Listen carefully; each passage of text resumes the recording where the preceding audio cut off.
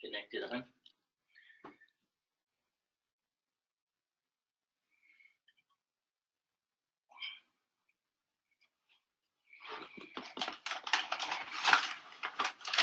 You want to put this on? No. I might switch over to it.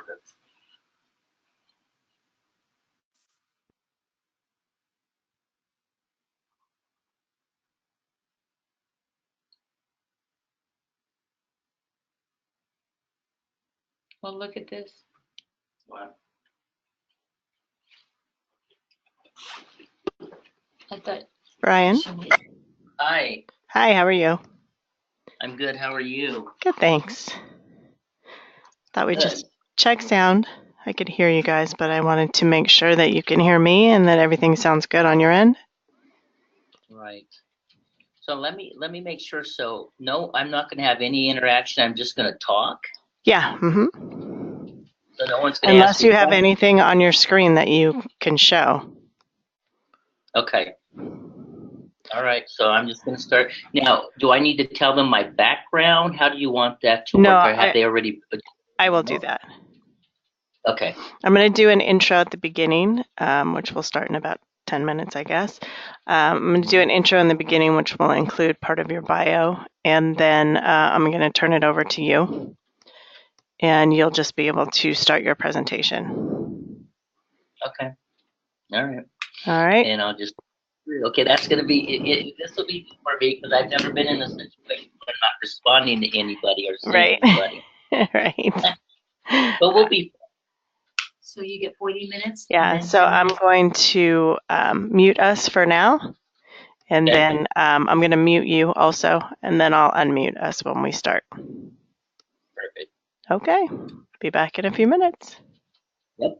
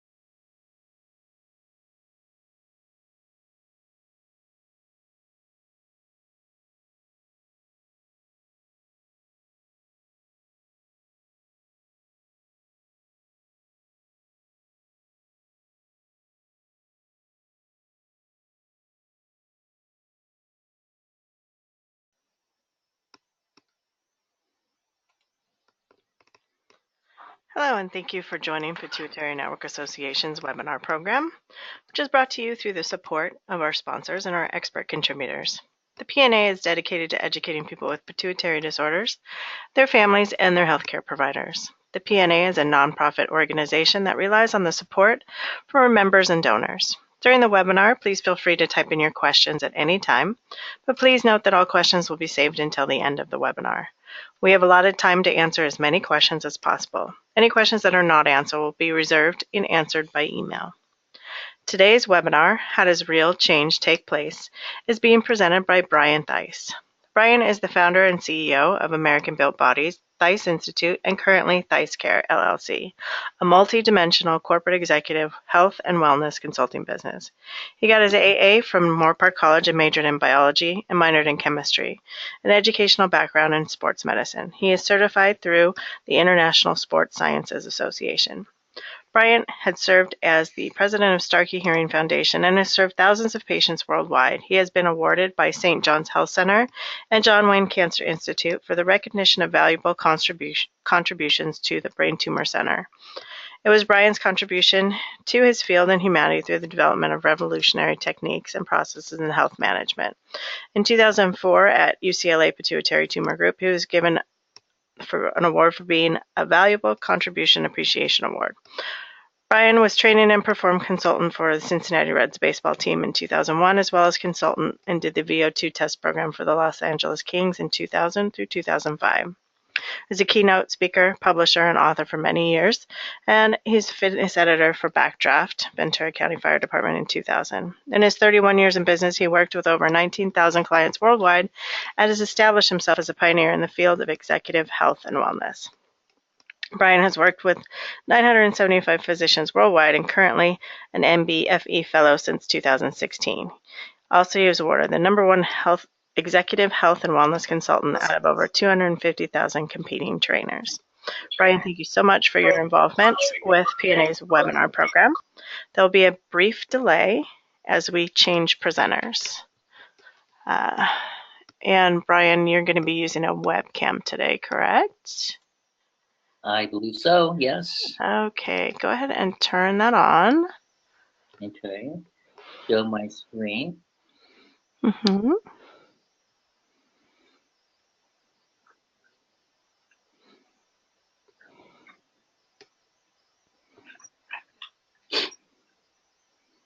Now, will you and others be able to see me? I don't see your webcam yet. Okay. It's not detecting it. There's a little like camera looking icon right under the green microphone icon. You need to turn that on. That's it. I see you. Great. All right. I will be here, but I'm going to mute on our end, and it is all yours. Will you be the only one seeing me, or will others be seeing me? No, everyone else can see you as well. Okay. Yes. Everyone can see you and your screen. Wonderful. Okay. It's all yours. Okay, okay, so, hi everybody. I want to thank you for your patience today. This is the first time I've done such a thing. So, and it'll be a new learning experience for me to be speaking for here 30, 40 minutes without getting any feedback. But what I wanted to share with you guys is my experience over this last 31 years and what I really have found in the space of health and aging. Now, aging is very interesting because most people don't know much about it.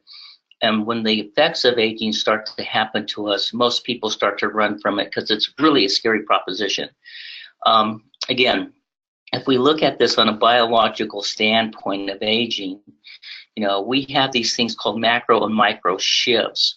A lot of us can change the macro shifts, but we cannot change the micro shifts. So micro shifts are things that are biologically determined genetically. So how do we overcome that?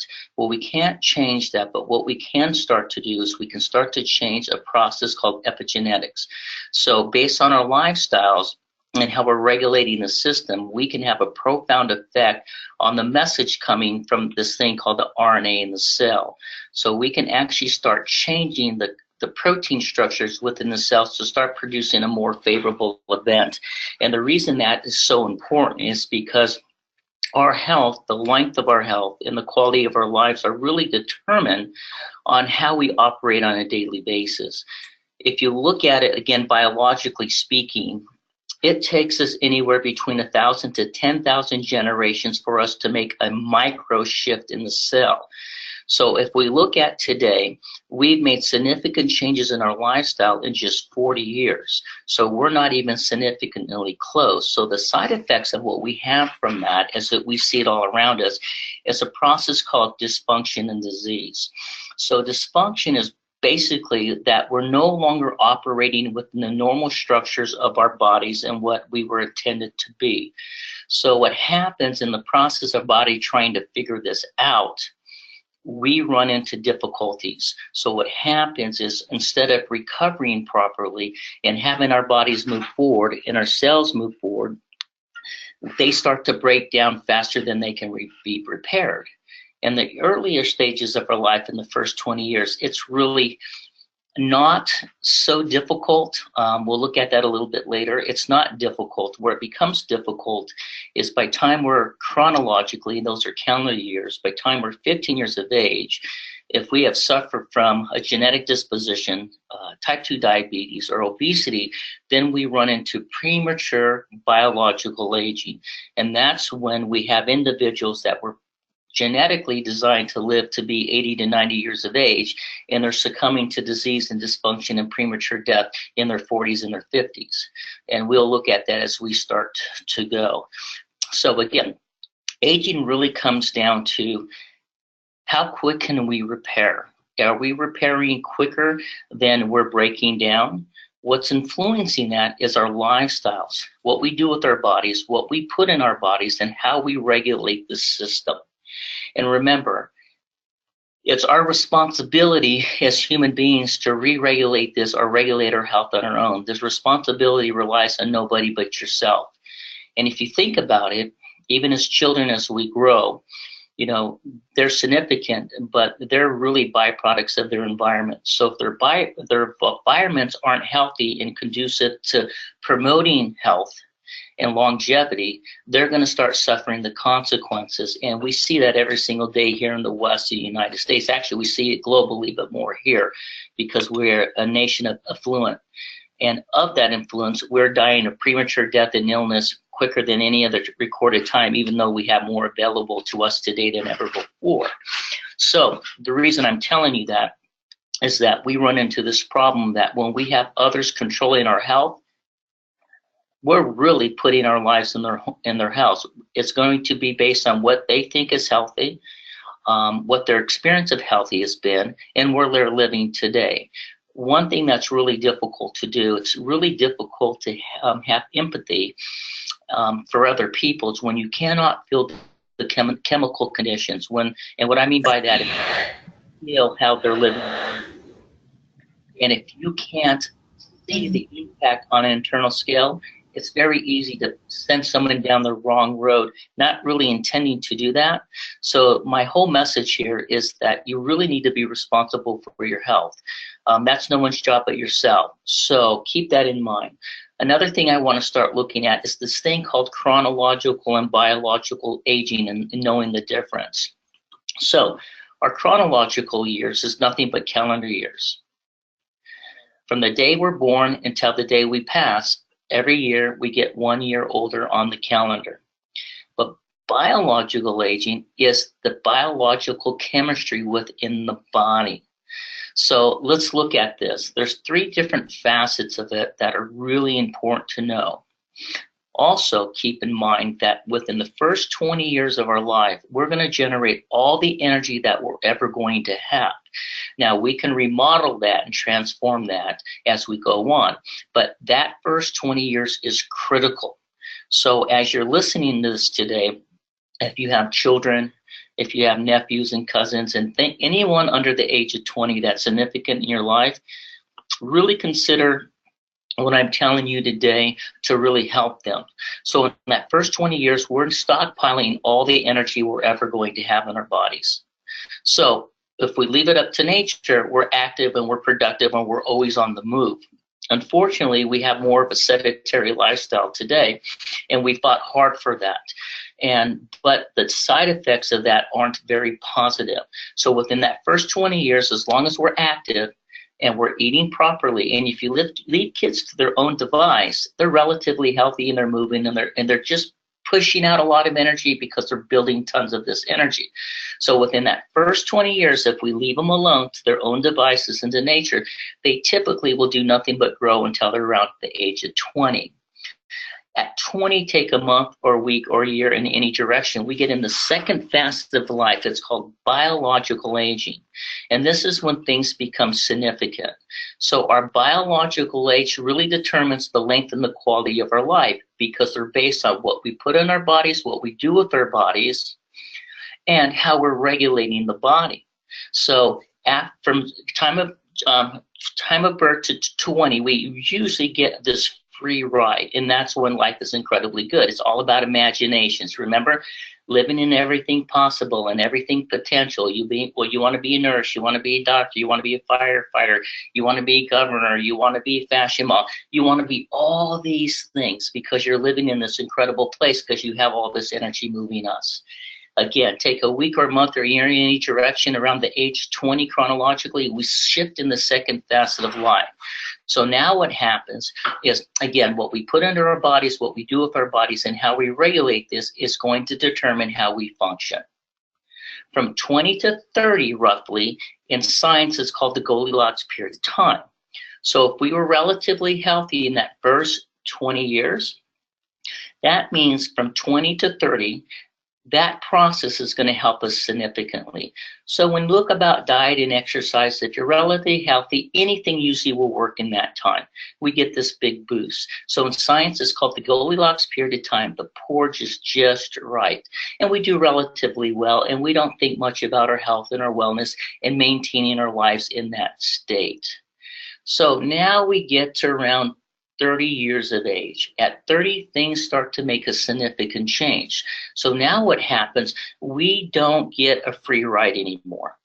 So based on how we're going to live and the quality of life is really going to be determined on how we're living that life. Now keep in mind, the body is the best scorekeeper in the world.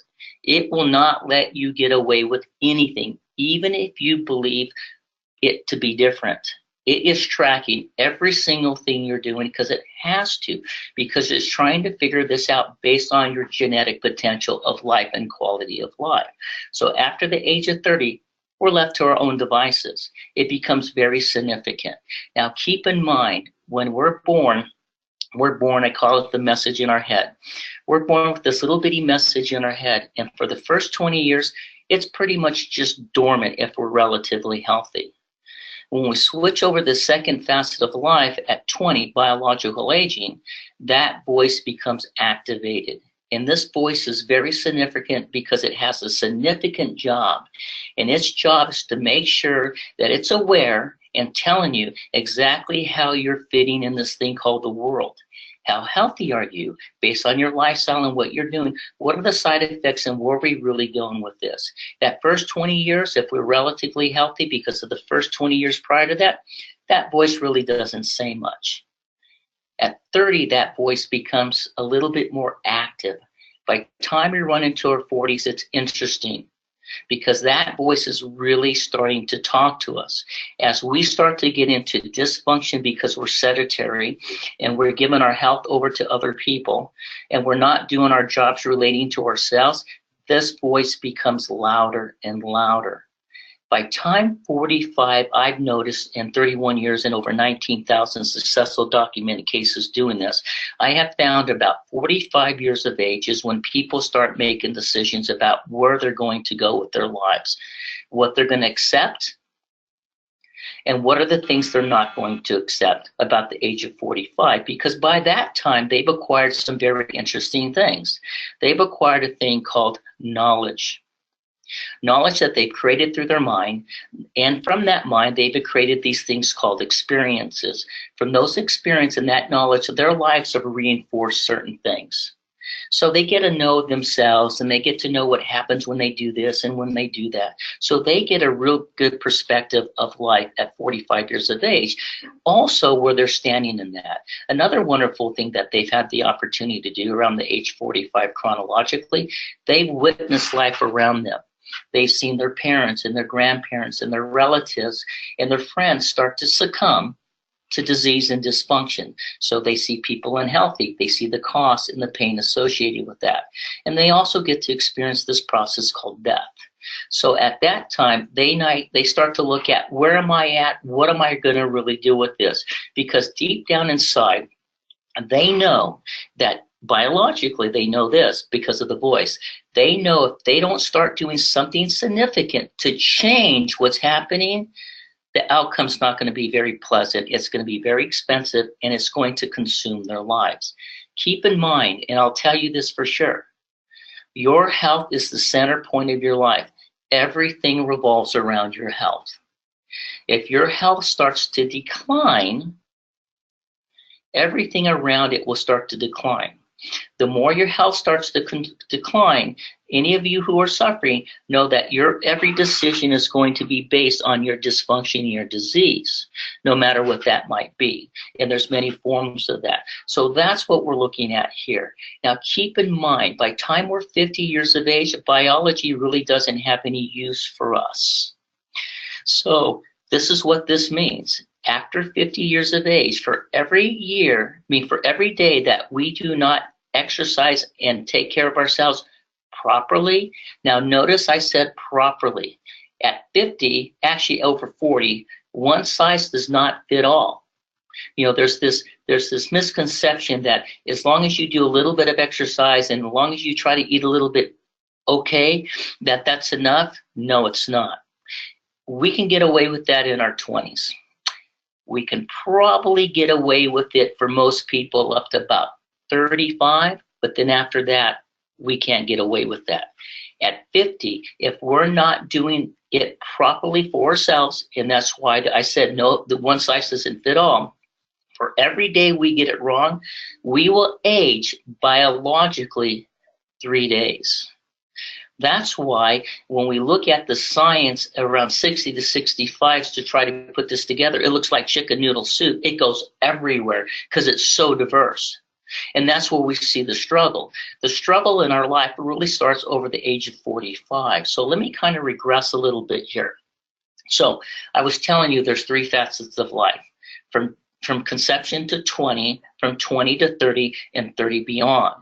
Now, the reason I want to go back those first 20 years, we as a species or an organisms or humans, however you want to look at us, we know this. We know by the time you're 15 chronologically on the calendar, if you have type 2 diabetes, a genetic disposition, or you're obese, those individuals will start to biologically age when they're 7 chronologically. That's a big one. So they've now taken this range and now they've compressed it down. And that's why we have more people dying of premature death and illness than any other recorded time, even though we have more available to us than ever before. So we have these individuals succumbing to a horrible life way before they should be doing that. So this has become significant. So let's look and see what our environment's doing concerning this big issue and problem. And it's interesting. If you look at my space of life, there's only two ways to look at it from my perspective. You look at it to make a decision to do what's right for people, or you look at it to make a decision to make as much money as you possibly can. What I've done for myself, my life has been committed to saving and changing lives because I suffered from an early stage of life and I continue to suffer today. You wouldn't notice it looking at me, or you wouldn't notice it from my behavior because I'm bigger than any conditions within my life. I can control them, and maybe I'll discuss a little bit about that today. So here we go. We look at this today. Now, this is quite alarming to me when I look at this again.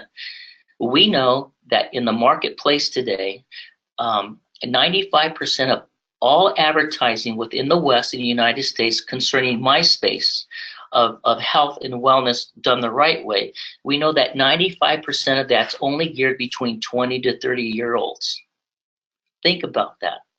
It's in that Goldilocks period of time where about everything and anything will work if you're relatively young, relatively healthy that first 20 years. So 95% of all the marketing is geared for that because they know about anything will work.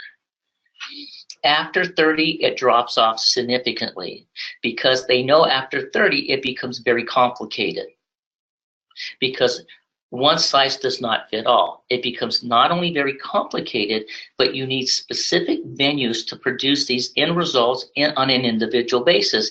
And it's a huge undertaking. There's a lot of science there. There's a lot of different setup, and it's more expensive to do that. So a lot of them will not go in that direction, but what they're very good at, they're very good at playing with your emotions because they know up to about 45 or 50 is when at 45 to 50, we'll make these big significant changes like enough is enough here. I get it. There's enough writing on the walls here. But up into that place, they know you'll be undecisive because that's how we become here in the West for a lot of people. Because what we want and what we do are two different things, and they know that quite well. Listen, none of us want to be unhealthy. I get that, and I believe that. But very few people will put in the time to really do it right and to become healthy. And if you ask, well, how can you say such a thing? Because it's all supported by the science. We see it every single day. 65% of the people in the United States, if it's even done properly, are obese and out of shape and dysfunction. 65%. These are the individuals that they're actually tracking, and they're coming up with a number. I believe it's a much higher. And this is my own personal expression of this is because I've lived in the space for 31 years. I work in the trenches every day. I see what's happening out there. So I think it's a lot bigger than that.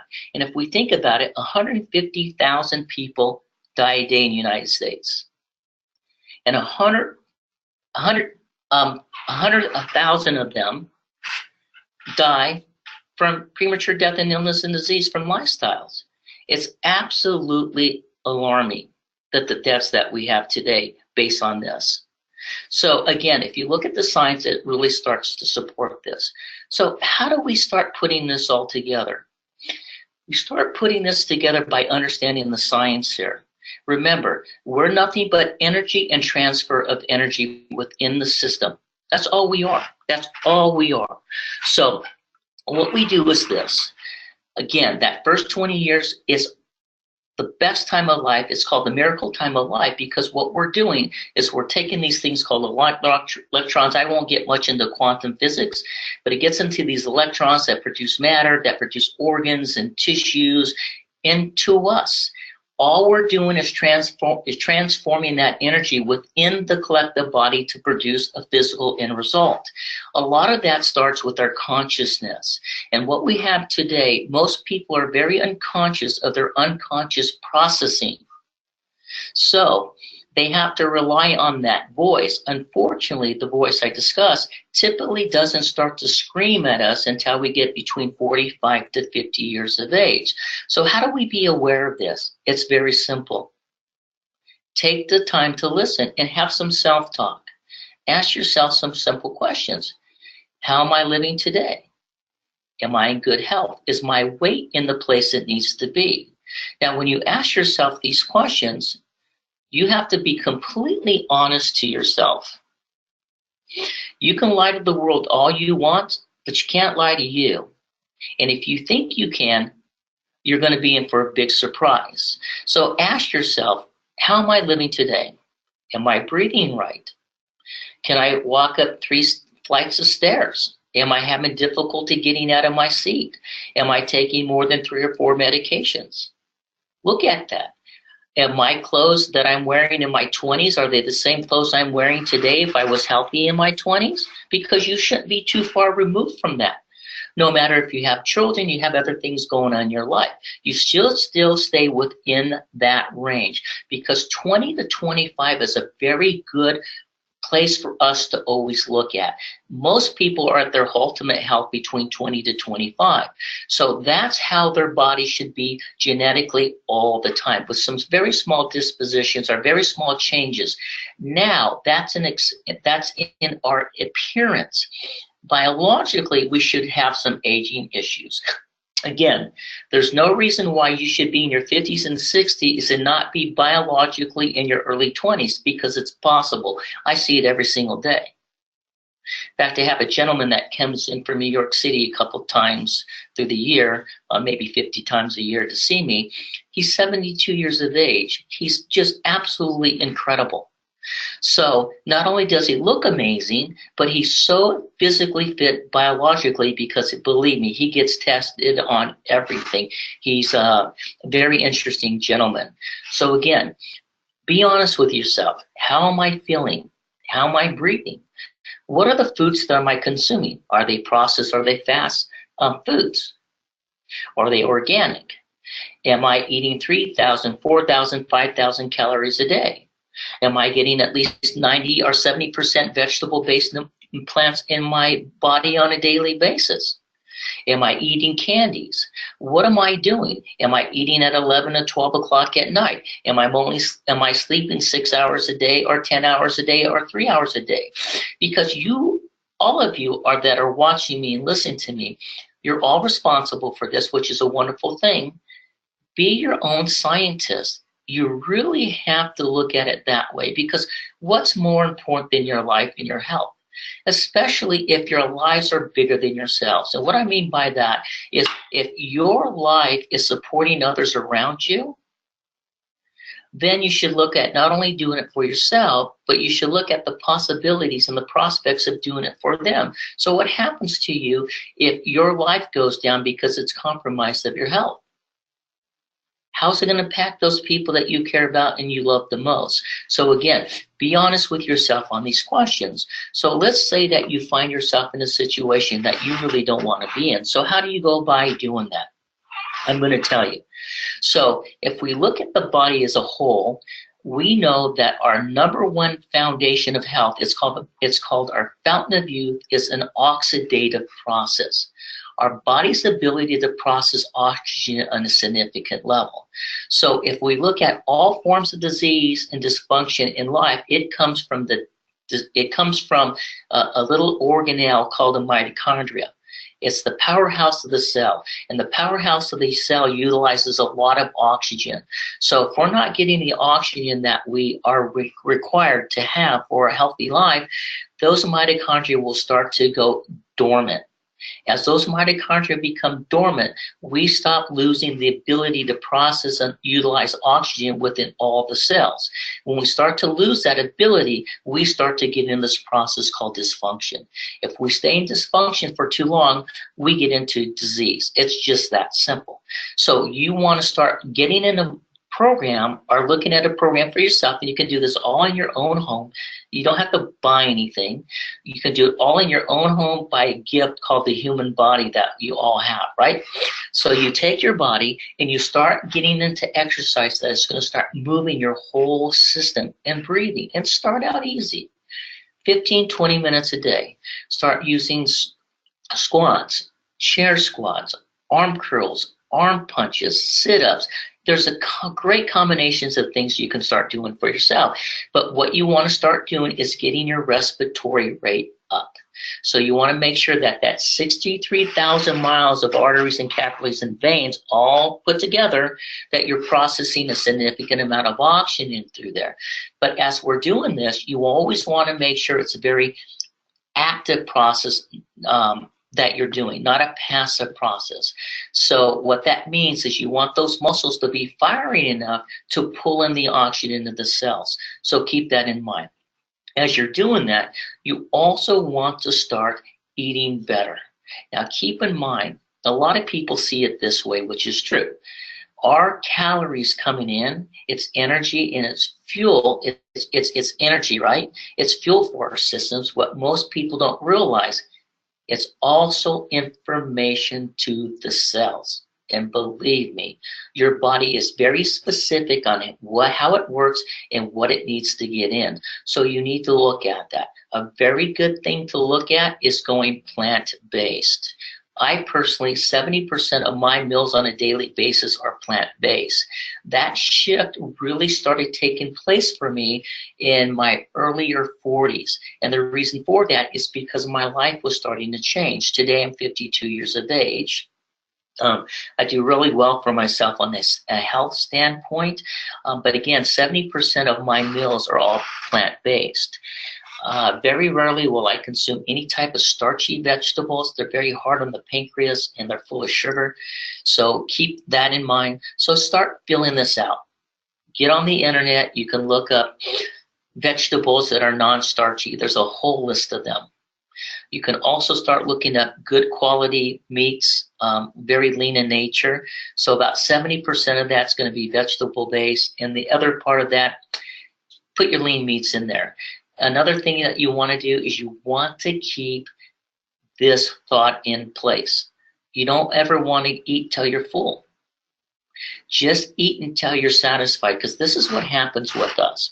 These are decisions that your body is making every single day you get up. What's my energy level today? Based on my lifestyle and based on what I've done my whole entire life, where am I heading today? What is the energy requirement I'm going to need today? So your body is going to force you to do two things. It's either going to force you to feed yourself by going to itself, or it's going to force you to go outside of it to get the energy to pull it back in. That's when we run into problems. So if you're not at the right weight or the healthy weight, and there's no such thing as the best weight, that you can put in a statistic, it's what's good for you.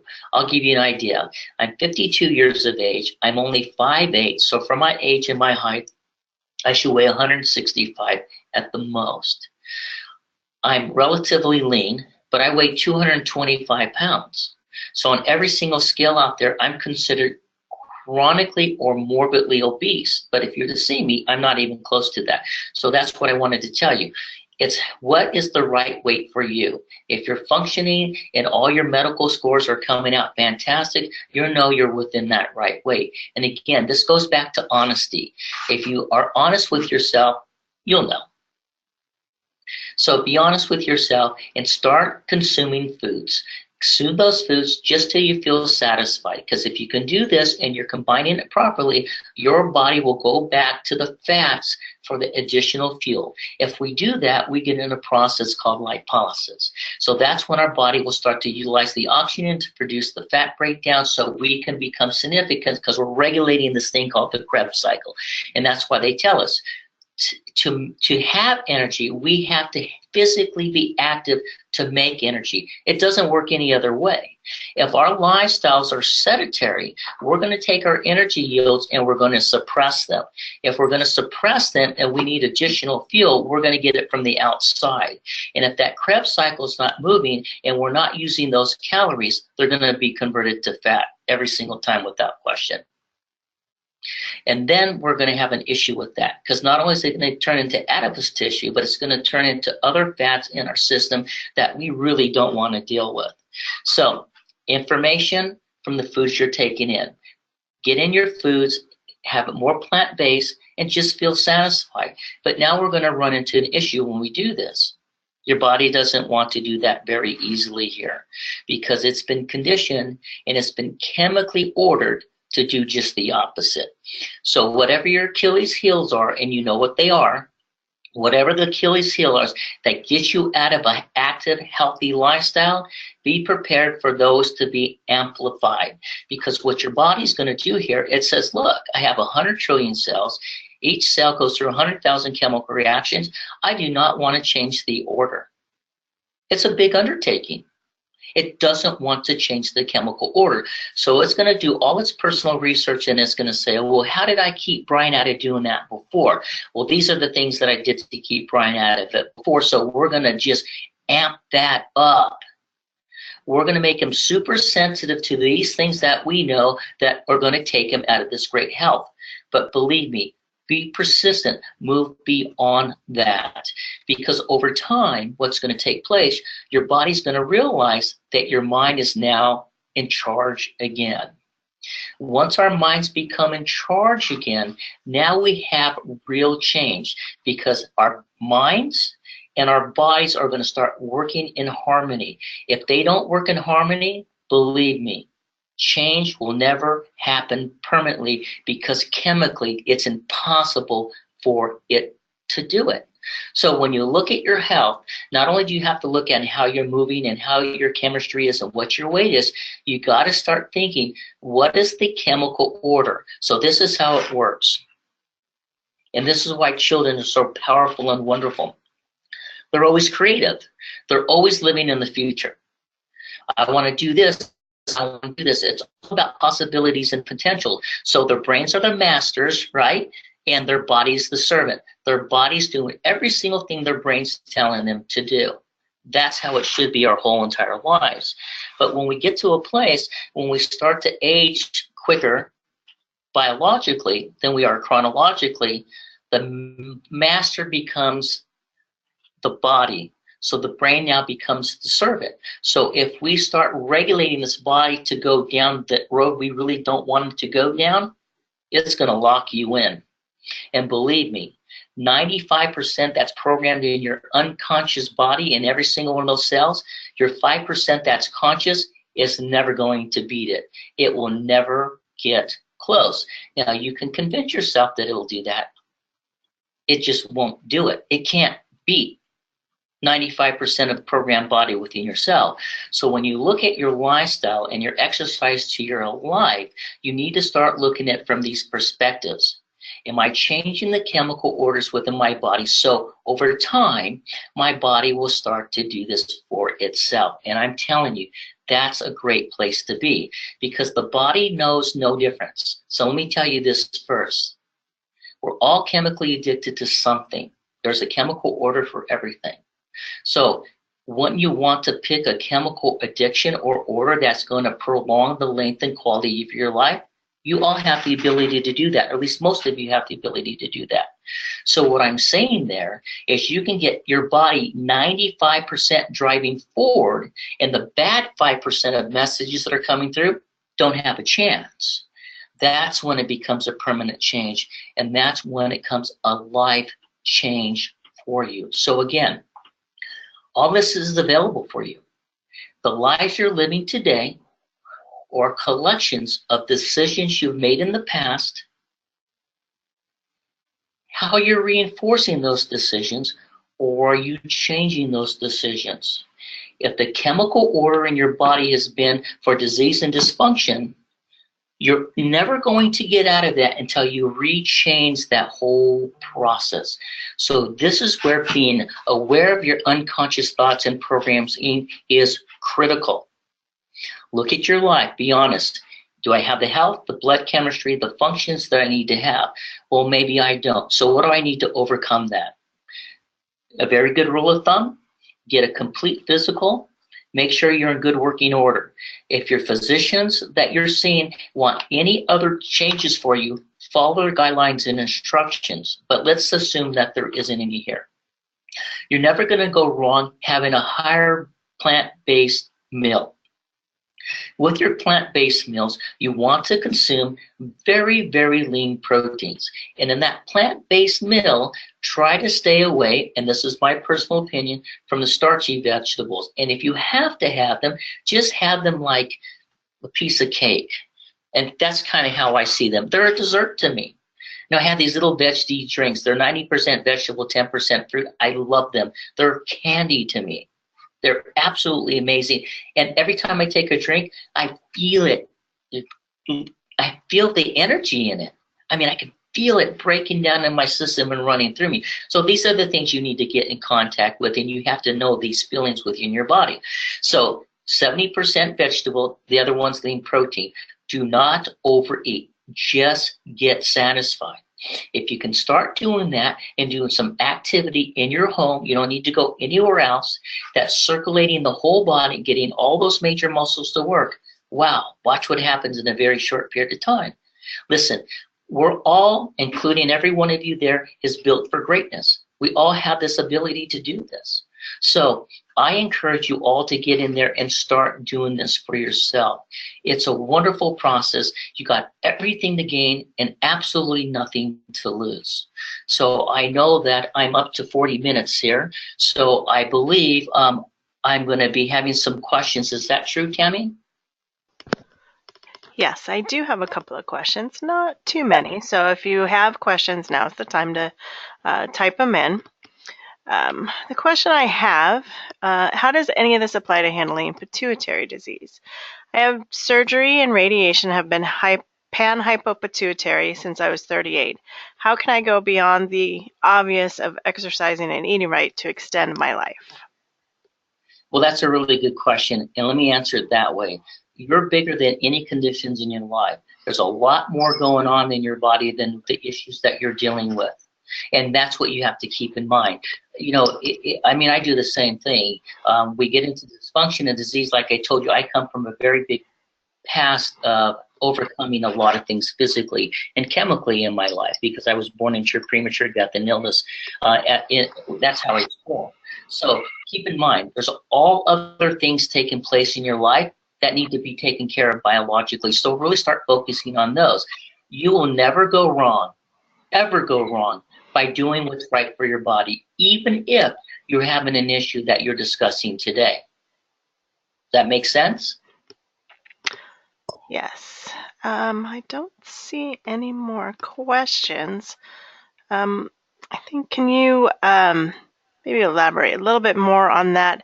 How can somebody go about with limitations and things from and hormonal issues? Are there any recommendations that you have to, some people have joint problems related to pituitary disease. What is safe exercising and ways that people can help to reverse the aging or make themselves healthier? Again, that's a good question. I think the best place to start is with your healthcare provider because they're going to know your history more. Once they know your history and the particulars of you, they should be able to start directing you on how to start doing all of this that I discussed. Again, it's a fair question. It's a great question, but it's actually a difficult question to answer. And the reason I say that, I wouldn't want to put anything out there for you great folks out there that would set you in the wrong direction. So you might have joint issues, some other people might not have. So that's why your healthcare provider is going to be the best source for you to go to. And then once you get that, if they can only get you started, then you move on from there. So what I would recommend that you do is you go and you find somebody in that space, in that field of real health, go out to them and ask them where this is. Hire them, utilize their knowledge and their experience. Maybe you can get in a rehab program. I'm not sure what the hospitals have today, but it's up to you to go out there and find the best source for you possible, but you're never gonna go wrong with the vegetable meal plan. That's a very, very good way to go. And another thing, only feel satisfied. Don't push that threshold. Just feel satisfied and move. Just move. But remember, linear walking is very successful, but only in a short period of time because it's not able to change the chemical order significantly. That's why doing arm punches and squats and sit-ups and running in place and all these different things that are activating your whole body, you can do that with arthritis. You just regulate the range. So there's a whole lot that you can do right there alone. Excellent, thank you. Another question, I'm in my early 70s and would love to hear your particular recommendations and challenges for those in my stage of life. In her 70s or in their 70s, it's the same thing. The nice thing about this, even if you're in 70s, you can start reversing the biological aging process, and the same thing applies. Where are you at? Where is your health? What can you do? Really focus on what you can do and not what you can do. Because if you start to focus on what exercises you can do, how you can eat, how you can get to that place, what will start to happen? You'll start to answer your own, you'll start to take care of your own problems because the solutions to your problems are always in the problems, and that's the wonderful thing. So find out what you can do. And as those get stronger, you will always be able to graduate into something new and enjoy the process. So again, higher vegetable based, eat lean proteins if you're going to eat them, don't overeat, and move. And you will start to find out what is the best combination for you. Excellent. Okay. I don't see any more questions. I think you answered them all that we have. Oh, wait, one more. Oh, I thought this started at 2 Eastern time. I'm sorry I'm late. Will we be able to read this later? I am recording it. I should have it edited and available on our website, pituitary.org, by this afternoon, as long as the editing process goes on correctly. It'll be up there. Does Brian have a book? Do you have a book, Brian? I do, but I was divorced and I lost it. So I have to make another one. Oh. Yeah, it was called How We Live is How We Die. I was a published author for 5 years. Okay. All right. You do have a website. Can you give everybody your website? My website is actually, let me find out. I'm not really good at that stuff. Everyone does it. It's www.theiss.care. Okay. And I can give that information as well when we do the video. I'll see if I can post something in there that has the website attached to that. Okay, I think that covers all the questions. Again, it is recorded, so if you want to watch it later, actually listen later. I don't know that you'll be able to see Brian in the recording. They have some issues with recording webcams, but we will have definitely the audio and the screen visual.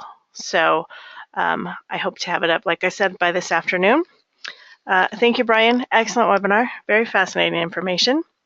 This concludes today's webinar presentation. We appreciate you taking the time to join us. If we did not get to answer your questions, which I think we got them all, we'll answer some by email. If you have additional questions, you can always contact me at webinar@pituitary.org or Tammy, Tammy, @pituitary.org, and we can relay questions for you. If you missed any part of this webinar, if you'd like to share it with family members or friends, it'll be available on our website after it's edited. There'll be a brief survey after the webinar. Please fill it out to help us provide you with the information that you need. Thank you for joining us, and everybody enjoy the rest of your day. Thank you, Brian. Thank you.